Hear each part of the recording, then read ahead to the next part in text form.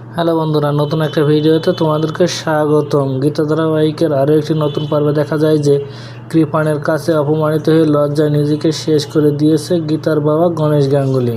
নিজের জন্য নিজের বাবার এমন করুণ পরিণতি মেনে নিতে পারছে না গীতা।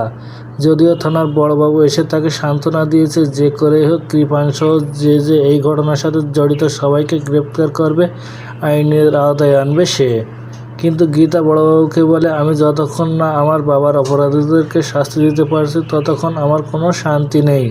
ওদিকে গীতার শ্বশুর অগ্নিজিৎ মুখার্জি গীতার এমন বেদনাদায়ক খবর শুনে ছুটে চলে আসে আর এসে গীতাকে বলে, আমি বুঝতে পারছি তোমার মনের অবস্থা, তুমি চিন্তা করো না। যারা তোমার বাবার এমন পরিণতি করেছে তুমি তাদেরকে ক্ষমা করবে না, প্রত্যেককে আইনের আওতায় এনে শাস্তি দিতে হবে, আর এই কাজে আমি তোমাকে সহযোগিতা করব। অগ্নিজিৎ মুখার্জি গীতাকে আরও বলে, আজ থেকে তুমি মুখার্জি বাড়িতে থাকবে আর এখনই আমার সাথে যাবে। অগ্নিজিৎ মুখার্জির এমন কথায় গীতা বলে, আমি জানতাম আপনি আমার পাশে থাকবেন। এই বলে অগ্নিজিৎ মুখার্জিকে জড়িয়ে ধরে গীতা।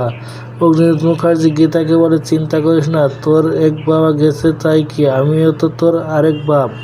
তাহলে কি এবার গীতা আর অগ্নিজিৎ মুখার্জি সব ভুলে এক হয়ে তাদের শত্রুকে শাস্তি দিতে পারবে? তো বন্ধুরা, কী ঘটতে চলেছে গল্পে এবার জানতে হলে আমাদের সাথেই থাকুন। ধন্যবাদ।